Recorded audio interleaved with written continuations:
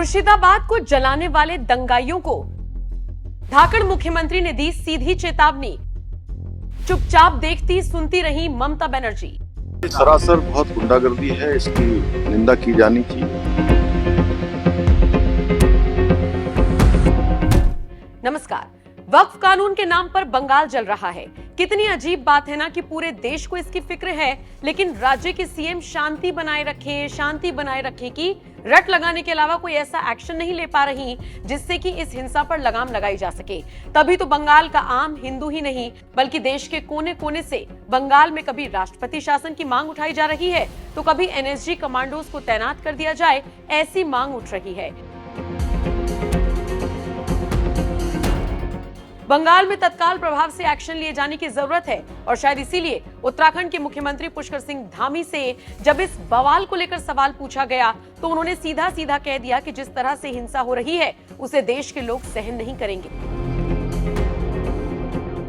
उत्तराखंड के fire brand मुख्यमंत्री पुष्कर सिंह धामी अक्सर अपने धाकड़ फैसलों को लेकर जाने जाते हैं। सोचिए, जिस वक्त पूरा देश यूसीसी पर चर्चा ही कर रहा था, मुख्यमंत्री ने अपने राज्य में से लागू भी कर दिया। सिर्फ यूसीसी ही नहीं बल्कि कई ऐसे कानून राज्य की जनता के लिए बनाए गए हैं जिससे उन्हें काफी राहत है और माफियागिरी पर लगाम लग रही है।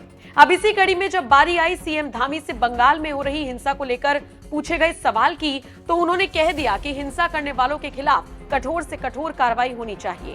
ये सरासर बहुत गुंडागर्दी है, इसकी निंदा की जानी चाहिए, क्योंकि वक्फ के नाम पर जो जमीनें लूटी थी, जिन पर भूमाफियाओं ने कब्जा किया था, गुंडे बदमाशों ने कब्जा किया था, उनको छूटने की बारी आ गई है। इसलिए इस प्रकार का कृत्य किया जा रहा है। ये किसी भी कीमत पर देश के लोग इसको सहन नहीं करेंगे और इसकी जितनी निंदा की जाए उतनी कम है। ऐसे लोगों के खिलाफ कठोर कार्रवाई ने भी इसका खिलाफत करी है। देखिए, मैं पहले ही कह रहा हूँ कि चूंकि वक्फ बिल देश के हित में लाया गया है, वो जमीनें जो आज बिना किसी कानून के आज कहीं ना कहीं कब्जाई गई थी, उनको छूटना है और वो छूटेंगी। सिर्फ यही नहीं, पुष्कर सिंह धामी ने अंबेडकर जयंती के मौके पर उन्हें भी याद किया और सुनिए क्या कुछ कहा।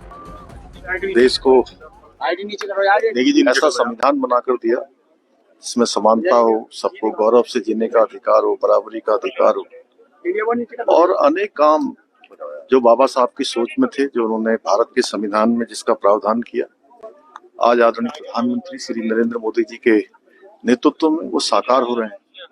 जिन गरीबों की, दलितों की, वंचितों की, शोषितों की सोच बाबा साहब को आगे बढ़ाने की थी, उन सभी पर आज हमारे देश के यशस्वी प्रधानमंत्री मोदी जी के नेतृत्व में आगे हो रहे हैं, आगे बढ़ रहे हैं। आज समानता का अधिकार मिल रहा है।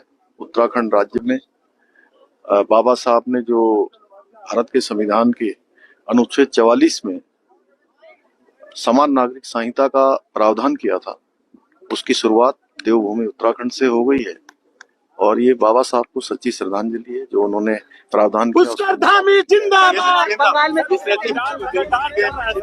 बहरहाल सिर्फ सीएम पुष्कर सिंह धामी ही नहीं, कुछ वक्त पहले उत्तर प्रदेश के सीएम योगी आदित्यनाथ ने भी ममता सरकार को बंगाल मामले पर जमकर घेरा था। सुनिए क्या कुछ कहा था। धरातल पर भी दलित और वंचितों का अधिकार छीनने के अधिकारी होते हैं। आप देखते होंगे कहीं दलितों की झोपड़ी पर, उनकी जमीन पर कब्जा करने वाले कोई लोग होंगे तो इन्हीं दलों से जुड़े हुए लोग होंगे। ये सर्वाधिक कब्जा करते हैं और ठीक बात है कि सरकार का डंडा है, सरकार उनको ठीक भी करती है, दुरुस्त भी करती है कि जिससे वे लोग गरीबों की, वंचितों की जमीनों पर कब्जा न कर सके।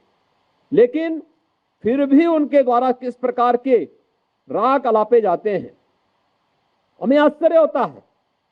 ये वही राज्य है और ये देश वही देश है जिस देश में वक्फ के नाम पर लाखों एकड़ लैंड कब्जे की गई है और उनके पास कोई कागज नहीं, कोई राजस्व रिकॉर्ड नहीं, और राजस्व रिकॉर्ड नहीं तो सभी को वापस लेने की कार्रवाई जब इस संशोधन विधेयक संसद में पारित हुआ है और अब इस पर कार्रवाई हो रही है तो इसके लिए हिंसा भड़काई जा रही है। हिंसा में आपने देखा होगा कब पश्चिमी बंगाल में मुर्शिदाबाद 3 हिंदुओं की निर्मम हत्या हुई, उनके घरों से खींच करके उनकी हत्या हुई। और ये सब कौन है? ये सभी वही दलित हैं, वही वंचित है, वही गरीब हिंदू है, जिसको इस जमीन का सर्वाधिक लाभ मिलने वाला है, सर्वाधिक लाभ मिलने वाला है। ये लैंड राजस्व के रिकॉर्ड में फिर से आएगी तो एक गरीब भी हाई राइज बिल्डिंग का, मल्टी स्टोरी बिल्डिंग का लाभ उठा पाएगा, उसको भी वहां अच्छे फ्लैट सरकार बना करके उपलब्ध करवा देगी।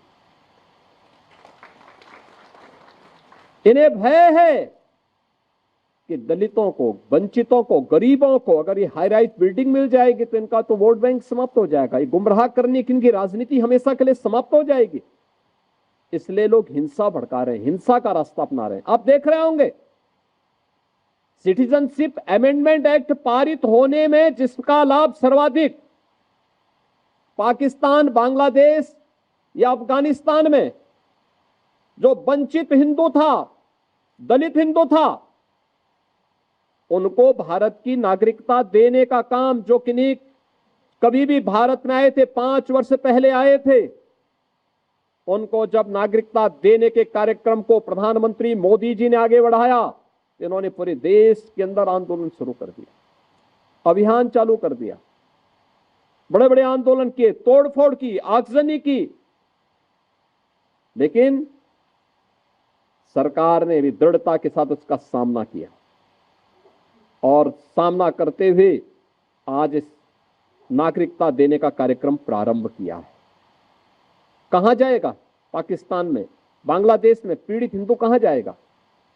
और हिंदुस्तान की तरफ ही आएगा। दुनिया के अंदर कहीं भी कोई पीड़ित हिंदू होगा, वह आकर के अंततः हिंदुस्तान में ही आएगा और वह भारत में आकर के ही शरण लेने के लिए मजबूर होता है। लेकिन कांग्रेस और समाजवादी पार्टी या टीएमसी जैसे दल हमेशा इसमें बाधक रहे हैं और उन लोगों ने उन्हें दोयम दर्जे का नागरिक बनाने का काम किया, शरणार्थी के रूप में रखा। हम लोग को सुरक्षा चाहिए और कुछ नहीं चाहिए। आप लोग क्या क्या तोड़ा गया है? आप लोग क्या? हम लोग को दुकान तोड़ दिया है, आदमी को मार काट दिया है, ये सब तोड़ दिया है, ये सब चोरा के ले गया, लूट पाट करके ले गया सब कुछ। हम लोग का एक तो घर में जनाना आदमी सब, छोटा छोटा लड़का बच्चा है हम लोग का, कैसे घर में रखे?